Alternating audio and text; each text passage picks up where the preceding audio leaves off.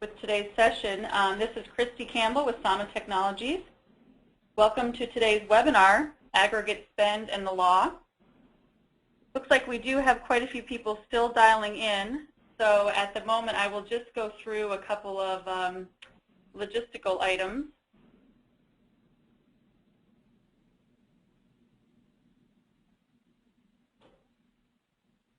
First, this webinar, as you probably know, is part of a two-part series. Today's session is focused on aggregate spend and the law, and the second session, held next Wednesday, a week from today, is focused on aggregate spend and your data. I think most of you are registered for the second session as well, but if you have not yet, you can definitely go to the link that's on the slide here today and go ahead and register for that. Also, we are recording today's session, and we will make the link available via email. We'll also be sending you a copy of the presentation as well, so no need to take frantic notes today. Also, everyone will be placed on mute. You're currently on mute, and you will be held on mute until the end of the slide presentation. We expect that to take about 45 minutes, and then we will be leaving about 15 minutes at the end for open Q&A. At that time, we will take you off the mute mode and allow you to ask questions live.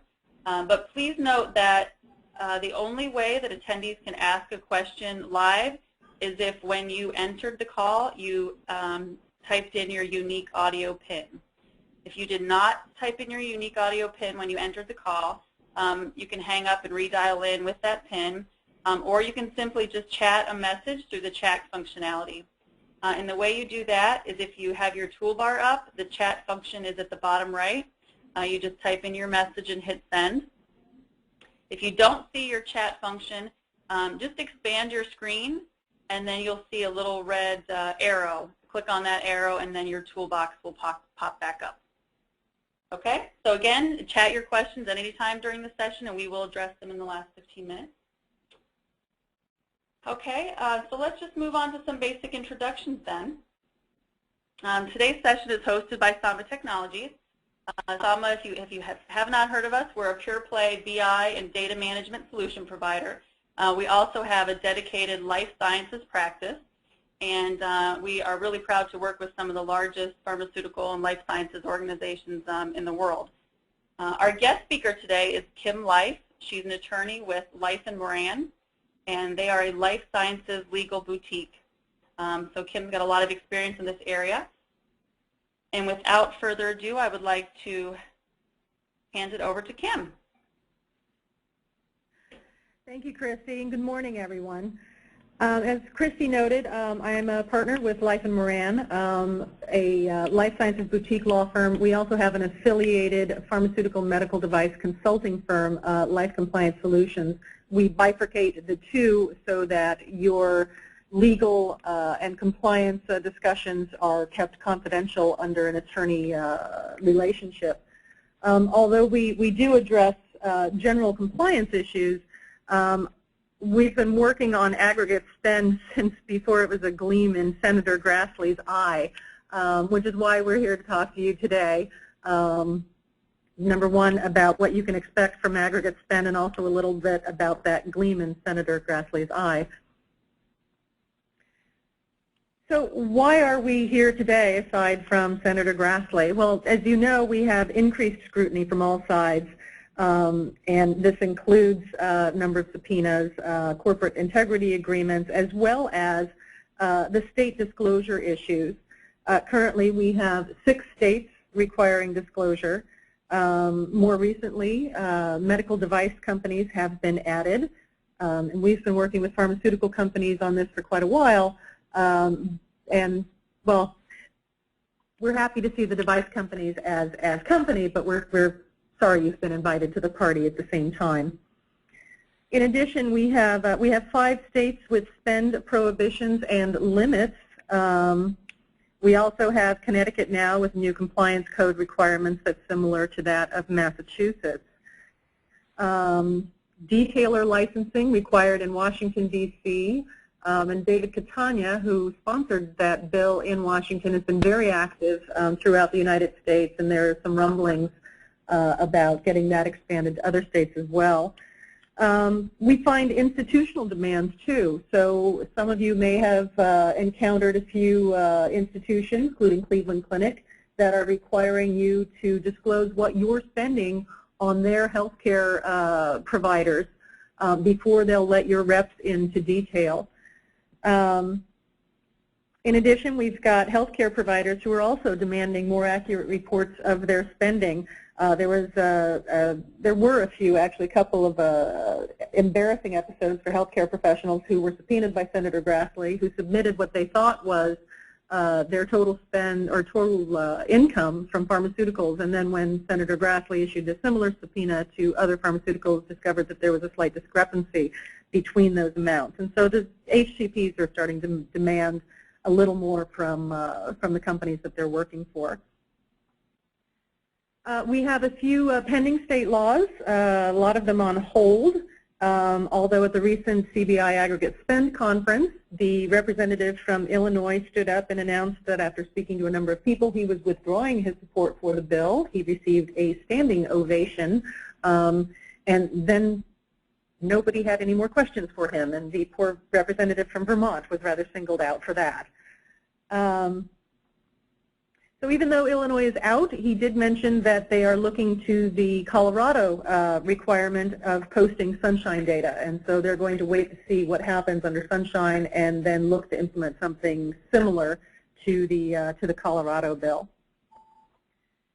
So throughout all this time of disclosing to the various states, a lot of us have been hoping for sort of a unified law that would make disclosure a bit more manageable rather than spread out disparately throughout the states.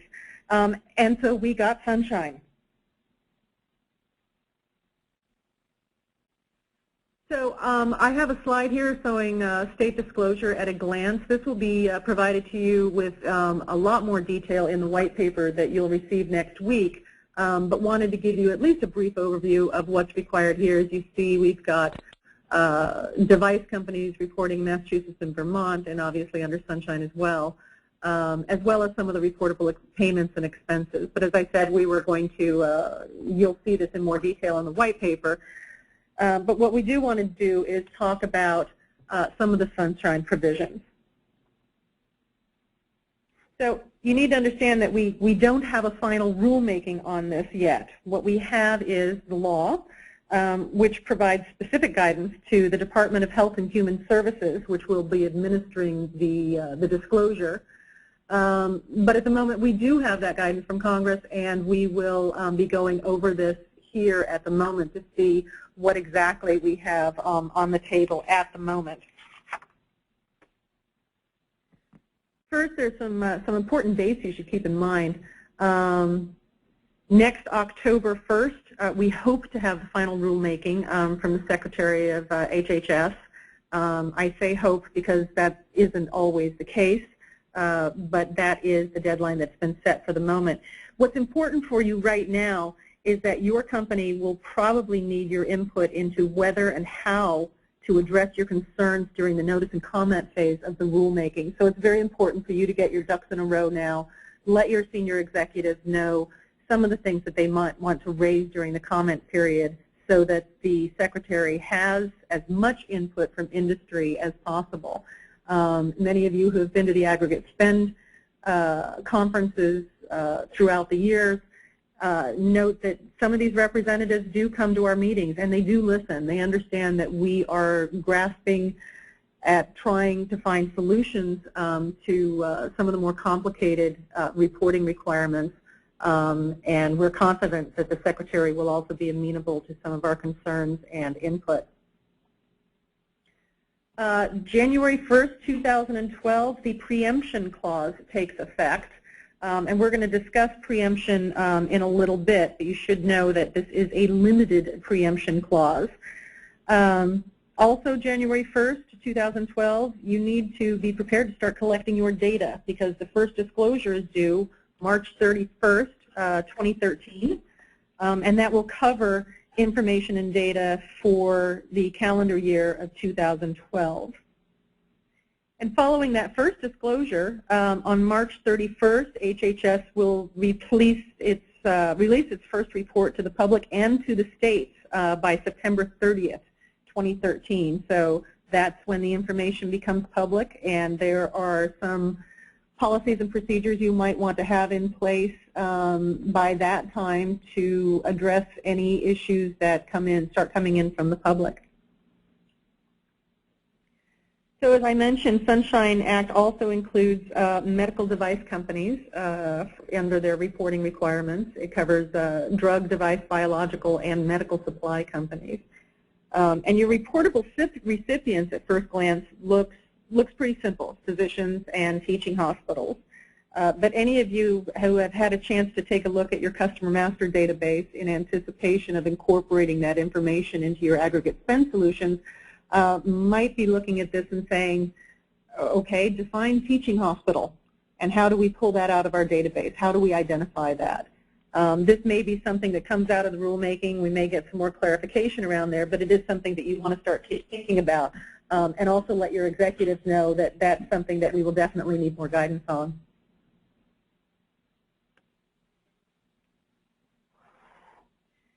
So if you're already reporting spend, some of the disclosure requirements don't look too bad, but you do need to watch out for a few. So for example, compensation for services other than consulting, and other to be determined by the Secretary of HHS.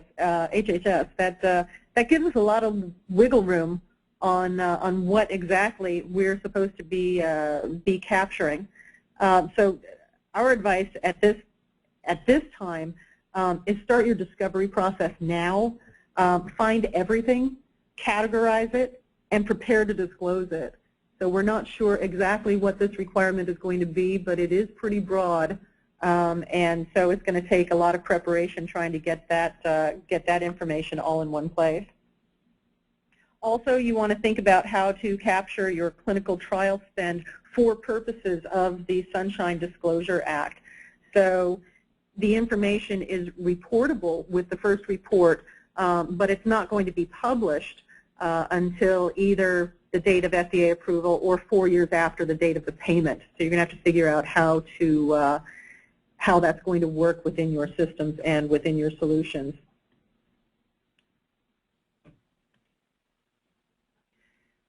Like the states, we have a number of disclosure exemptions. We have a number of disclosure exemptions under the Sunshine Act. Of course, the de minimis payment of less than $10 does not give you a lot of wiggle room because, well, the companies that we've been speaking to largely are ignoring the de minimis payment, just determining that logistically trying to get that minimum under control is going to be very, very difficult. You have to report anything that aggregates over $100 anyway. So in your preparations, you should probably prepare for capturing just about everything, and then if you can, figure out how to get that to work, that de minimis payment within your system. So product samples are exempted here, but there are separate reporting requirements under the Act. Every April 1st, you'll be required to submit your aggregate data on sampling, including the identity and quantity of the drug samples requested. You're already maintaining this information to comply with Prescription Drug Marketing Act, but the aggregate data is what the Sunshine Act requires. So you'll need to figure out how to address that. Device loans. So this is something that is relatively new, although we have a Massachusetts requirement as well. So you need to track this information for disclosure, as well as items and services provided under written warranty. And that's going to be an interesting challenge in terms of disclosure here. But as you can see, the exemptions are fairly similar to what we've seen in other rules, and not entirely unmanageable, but there's still a very broad category, as I said before, of what is required to be disclosed.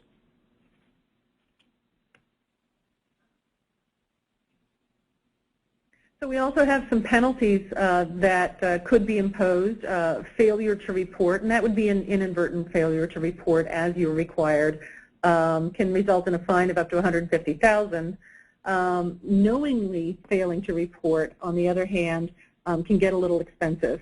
Obviously, everybody is going to be doing their best to meet their disclosure requirements, so I don't think we really have to have anything to worry about this under the knowingly failing to report. So I mentioned earlier that the Sunshine Preemption Clause is limited. This sort of goes to the be careful what you wish for. While we were hoping for a unified solution to cover all states to get rid of the disparate requirements, at the same time we were hoping for a stronger preemption clause. We did not get it. And what it gives us then is a requirement that, or an allowance to the states, if you will, that they can disclose information that's not required by Sunshine, including some of the Sunshine exclusions, except for items under $10, and people and entities that are not required under the Sunshine Act. So, for example, they can still require reporting on nurses and pharmacists and so on. They can still impose gift bans and restrictions. Some of the transfers of value that are excluded under Sunshine can still be required by the state, so your advertising costs or educational items and discounts and rebates. Gift bans and restrictions are still open for states like Vermont and Minnesota to impose, and so we may see more of those coming out of the pending legislation that, as I said earlier, is being put on hold until the Sunshine requirements do come out.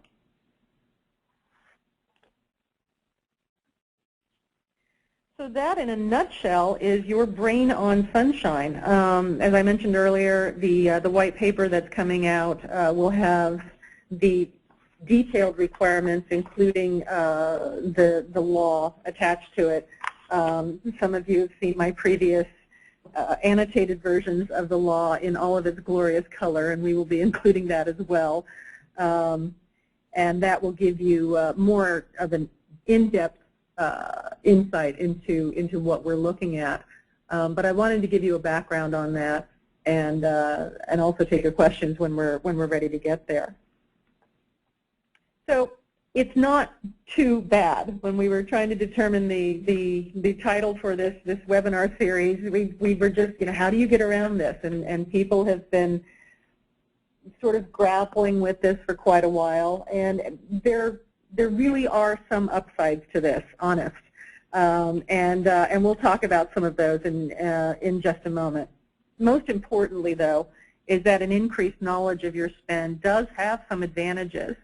And our clients are already using the information that we've compiled for them and gotten them onto their aggregate spend solution as a tool for better planning and focusing of their spend. So your executive management is going to appreciate, obviously, the reduced compliance risk of having a unified solution. But also gives them a bird's eye view of spend across commercial silos, a better use of human resources. One of the questions we are posed when we go into a company is, why should we go into something automated? Why can't we use this by hand?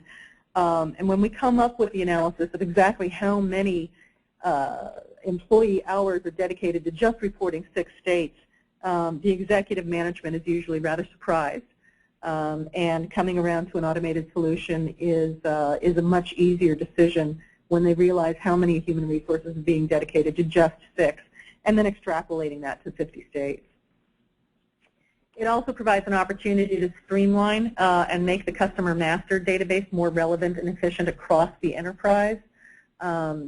The customer master, as some of you know who have delved into this already, is one of the biggest hurdles that we have in implementing an aggregate spend solution.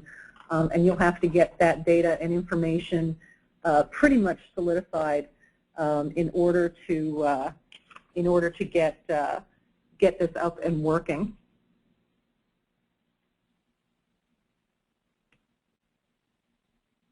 Commercial, of course, is going to appreciate the strategic insight they're getting into their promotional spend.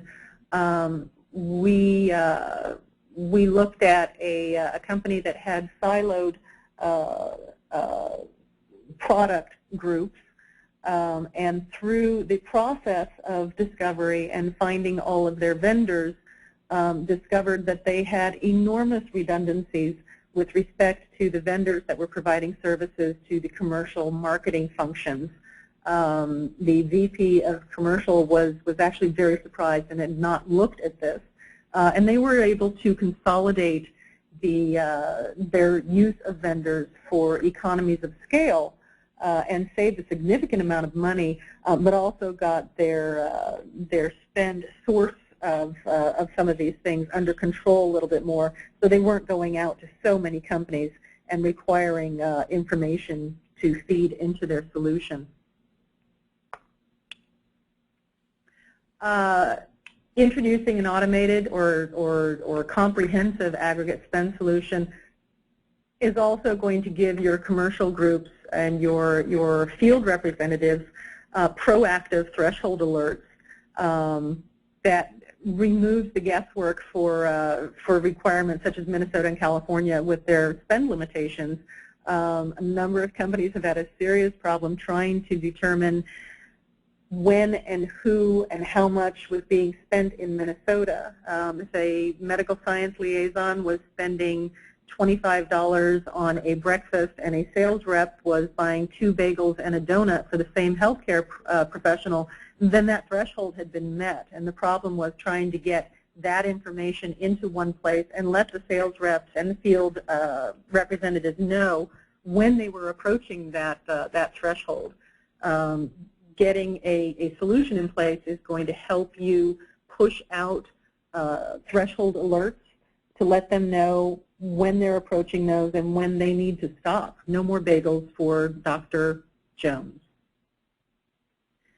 Also providing information to your key opinion leaders with periodic reports regarding honoraria. So some companies are deciding to pre-report to their HCPs and especially their key opinion leaders on what they're going to be reporting to the states. If you do decide to pre-release your reports, then you're going to need to have a mechanism in place that will address any challenges that you receive from the HCPs. You can imagine the phone call coming in from our Dr. Jones saying, you know, yes, I did have lunch with Representative so-and-so, but I only had the hamburger, I didn't have the steak, therefore I don't understand this charge. Most of the companies that we've seen are placing this function of addressing these concerns from the KOLs in the compliance department.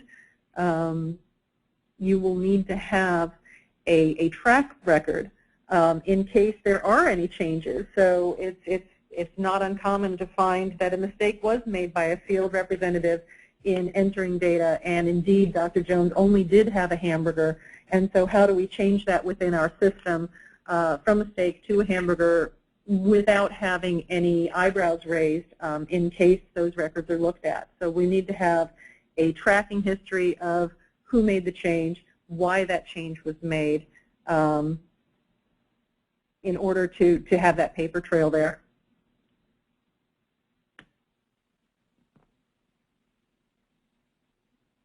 So compliance. Compliance is a very big fan of the final result of the aggregate spend solutions, although I can tell you they're not particularly happy about the hoops that they're having to jump through in terms of building their business rules and all of the pre-implementation that goes into the aggregate spend. As it says in the title, it's not too bad, but it is a fairly in-depth process, and compliance has a very large role to spend in this. But the result of that is that they get a very nice strategic insight into promotional spend, and if you have an active dashboard that can give compliance a look at what that spend looks like at any particular point in time, it's a fabulous tool for monitoring spend activity. I'm going to try to speak with the presenter from Medtronic from the Aggregate Spend conference, who presented his slides about how they're using their data in compliance, and it was a truly remarkable presentation, but also extremely comprehensive as to how you can parse this data in order to find any hot spots or issues you might have to address. This also gives you an opportunity to formalize your transparency and disclosure policies. If you're like most companies, or if you're like many companies, you've probably been sending sort of ad hoc email instructions out to the field as the laws have been changing or as they've been introduced. And there are some challenges that come from this sort of approach. Sometimes there are mixed messages sent out. They may get a message from compliance with a follow-up message from their commercial contacts, and those messages aren't always consistent. We need to make sure that everybody is on the same page, that your field representatives understand where this is coming from and why. As you might imagine, some of the rumors out in the field that we've encountered from sales reps are, oh my goodness, here comes compliance again with another wacky requirement. We don't know where it's coming from, and when they don't know where it's coming from or why, their largest target is going to be compliance. And there can be some resistance to that, and we want to make sure that we handle that correctly and thoroughly.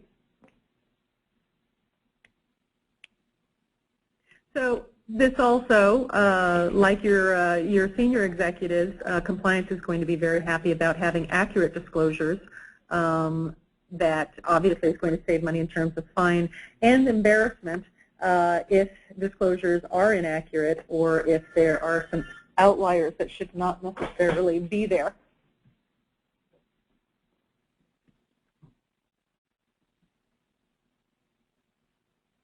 And finally, your legal department. We've seen a number of corporate integrity agreements that are requiring disclosure requirements, and a number of legal departments are determining that having an automated solution could be a mitigating factor in future investigations. If everybody is going toward this sort of system, then being an outlier could raise some eyebrows, and you may be facing some unwanted questions in that area.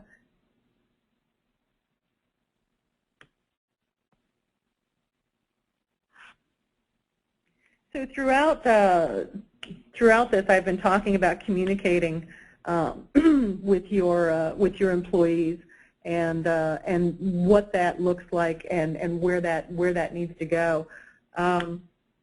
So getting everybody on the same page, obviously, is very important here, aside from taking some of the heat off of compliance. But I know we're faced with another training requirement. This can be a little daunting when presenting this as a possibility to your field forces who are subject to a number of training obligations. But as I said earlier, there are a number of laws out there. There are a number of requirements. Getting the confusion clarified has enormous impact on the reps and how they do their jobs. If they know exactly what they're allowed to do and what exactly their limits are, and that it's coming from legal and or compliance, that gives them a better footing when they go into a doctor. They may also be encountering questions from their healthcare professionals that they detail to, and they need to be able to have the right answers to that, or at least be able to refer the HCP to the appropriate contact. So there are a couple of different ways to approach your training, and I recommend an in-person sort of awareness presentation to your corporate executives. I think it's crucial at this point right now so that they're prepared for that notice and comment on the rulemaking that's about to come up, and can prepare for that appropriately. In addition, getting their buy-in into getting you a system is absolutely essential.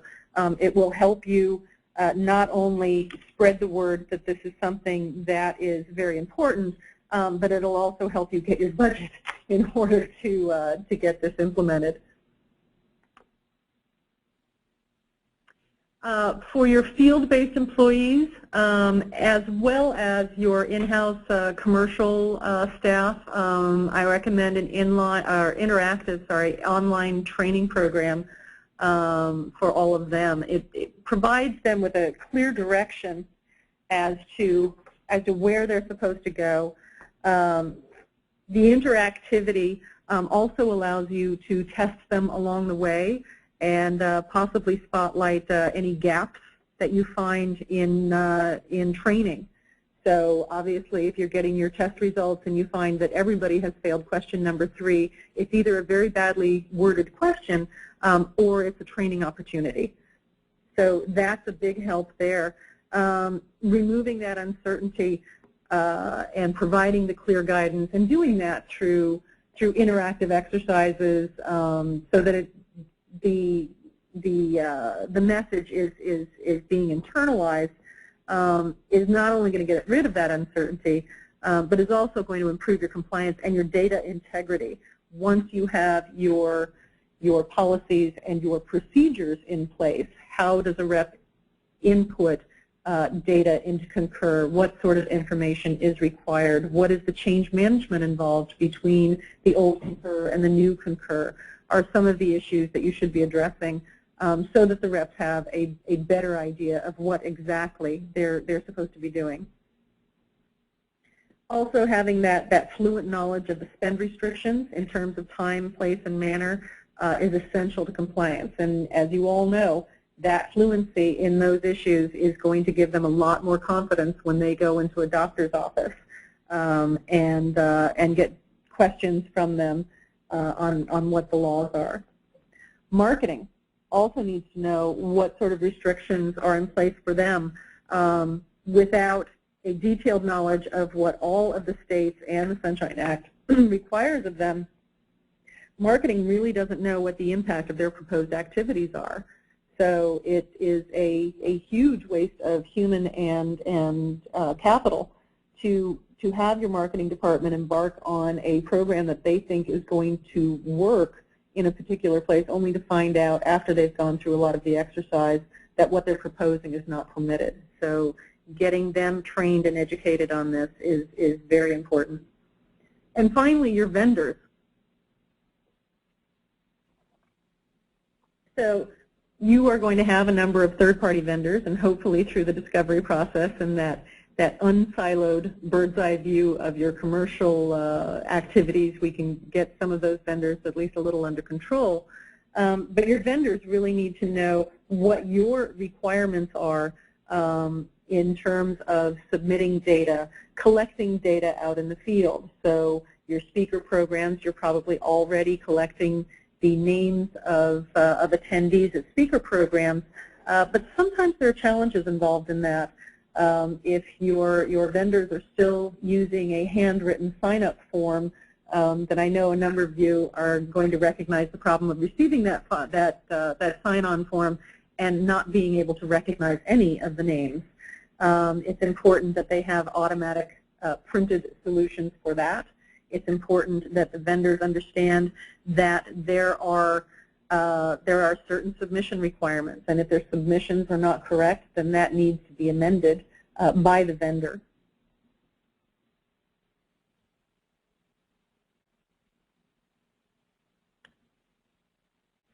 So before Sunshine passed, we used to talk about various approaches to data collection and aggregation. So we would talk about the status quo and manually collecting using in-house resources, or outsourcing to companies like ours for data collection and reporting services, or of course the automated solution. Today with the Sunshine Act, we don't talk about the non-automated solutions very much anymore.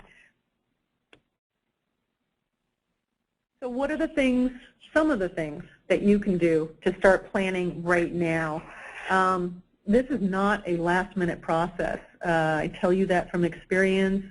Speak to some of the companies that have already implemented something like this, and they will tell you likewise. If you put this off until the last minute, you're going to have a very, very hard ride of it come 2012 or 2013. So one of the first things you can do right now is create your transparency and disclosure policies now. Document your legal interpretation, how you're looking at the laws. Document your procedures as you refine them. This will help you as you go along in guiding exactly what you need and what you need to look at. And part of that policy development is the discovery process. So you need to find your spend now. And being over-inclusive is a lot better than being under-inclusive. Because remember, we have applications for your data beyond just disclosure. We can use these for compliance purposes. We can use them for commercial purposes, although, of course, you need to ensure that your final product has sort of safeguards wrapped around what sort of returns on investments that your commercial department can make. So finding your discovery and establishing your policies is key to getting started on an implementation of a solution. You might start reviewing your contracts now with anyone who might be affected. So your contracts with the reportable recipients, you want to make sure that there's language in there telling them that you will be disclosing certain information about them. Your third-party vendors, you want to review your contracts with them, make sure that they are required to submit accurate reports, that there is a requirement in there for what happens when a report is inaccurate or incomplete and whose responsibility it is to amend that. You also want to have a look at the contracts you have with on co-promotional agreements. So some of the things that you're going to need to decide is who's going to report and what sort of audit rights and obligations do you have under your current agreements, and whether that needs to be amended as well.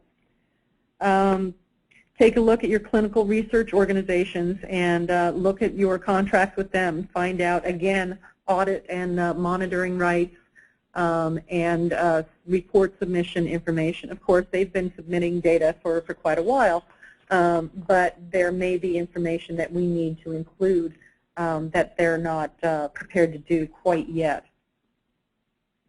So again, the auditing and monitoring rights and obligations there. So I also wanted to chat, and I didn't make a slide for this. I made a summary slide saying, yes, it is a little daunting, but it's absolutely doable.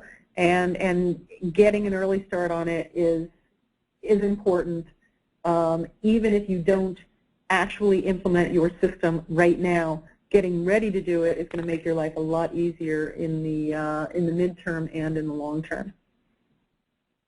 So somebody asked me before the call started on what were some of the lessons that we learned from the recent Massachusetts reports, and from the recent CBI Congress or Aggregate Spend conference, as well as talking to our clients. The primary lesson learned was that it's not as easy as we thought. Getting our customer master data settled, refined, deduplicated is a fairly hefty process, and you need to be prepared for that. Finding the spend is not necessarily as easy as people thought. It's also a little eye-opening. So doing a deep dive into that discovery is important, but can be an interesting and I won't say drawn out, because we can do it fairly quickly, but it is a detailed process. And then also the training issues. So a lot of the challenges is that companies had with Massachusetts was the fact that sales reps and other field reps were not necessarily inputting the type of data that is required for the report. And so there were a lot of look-back opportunities there that wasted a lot of human resources, and also is not necessarily the ideal way to be capturing information. So speaking of the CBI conference, we also were going to talk about that. We had 2.5 days of very detailed presentations from some fantastic presenters. Obviously, everybody had a part on the Sunshine Act because this was our first major conference since Sunshine was passed, and everybody had an interpretation and interpretational slides of that. And again, one of the what surprised me was that at previous conferences, the general consensus with a number of companies was that, well, we'll wait and see, and we'll deal with it starting in 2011, 2012. That's changed, and we saw that at the conference in speaking to companies that had said this before and said, no, our executives are on board now. We're on board. There's talk about comparing this to Sarbanes-Oxley reporting requirements, although from what we've seen, this is actually more complicated. So the drive to getting this off the ground is very much there, and although we're awaiting the final rulemaking, we're starting to prepare and pre-implement for preparation for an automated solution.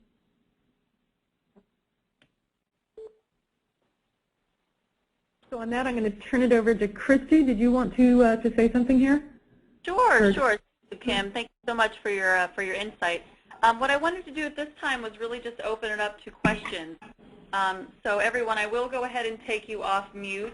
Also, if you would like to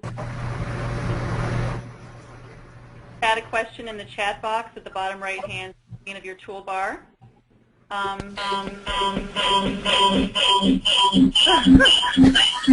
Okay. Maybe the muting was not a good idea, so I'm going to keep you on mute. We will take questions via the chat bar. And I think I do have a couple coming in here. Hold on just a second.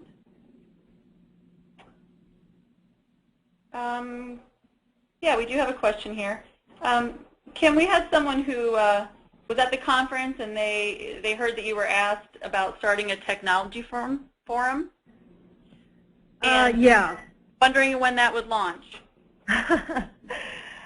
This is actually pretty interesting. So another key takeaway from the conference was that these conferences, one of the best opportunities presented at these conferences is to sit down in a group environment with people who are in the similar trenches and discuss some of the more practical aspects of getting an aggregate spend solution off the ground. We had a rousing discussion during a private dinner that I was asked to speak at that ended up with some really interesting ideas on some solutions, some of the technical solutions. And so we were asked to put together a technical forum that would meet on a semi-regular basis where we could discuss these technical issues in sort of a non-threatening but group environment without necessarily having to hop on a plane in order to get to one of the conferences. So we're hoping to launch that by the middle of September. We'll be sending out notices and posting some more information on our website about that. Okay, thank you. Also, I just wanted to let you know again that you can chat any questions you have in the chat box. We will look for those for the next few minutes. In the meantime, we wanted to let you know, everyone who's on this call, everyone who attended today, we are offering a free 1-hour needs assessment. This is a private one-on-one session where we'll, Kim and her group, and we'll listen to your current issues and environment and help to recommend the most appropriate next steps for your organization. So we will offer this to you in the follow-up email. But if you would like to request this, you can go ahead and email me at the email address or call me at the phone number listed on this slide. Okay. I see a question. There's a question about the Connecticut law. Oh, okay. So Connecticut recently passed a law that looks a lot like Massachusetts without the disclosure component. So Connecticut is going to require implementation of a code of conduct that looks a lot like the Pharma or AdvaMed code, and then certain submissions to the state. And we'll be including more information about that on the in the white paper that you'll receive. Okay. Any other questions? I don't see any coming in on my end. And if you do have any questions that come up after this session, please feel free to email them to me at this email address also, and we will make sure that we get back to you on them. We also, I should have mentioned earlier that we're looking at West Virginia possibly going away, not obviously as a state, but in terms of disclosure requirements. They've been having, as many of you know, West Virginia has lost a lot of its funding. It actually lost its aggregate spend department that was sort of migrated over to a new department. And so they're struggling with whether to continue requiring the disclosure or just go, as Colorado has decided to do, just go with the federal disclosure data that comes out in 2013. And okay. I think everybody on the line owes a nice note of thanks to the representative from Illinois. But we will be sending one on your behalf if you'd like anyway. Okay. Well, it looks like I don't see any further questions coming in. Again, please feel free to email those after. We will be sending you a copy of the presentation as well as a link to the recorded version. And just one last reminder, part 2 of this session, which focuses on aggregate spend and your data, is being held next Wednesday at 11 Pacific.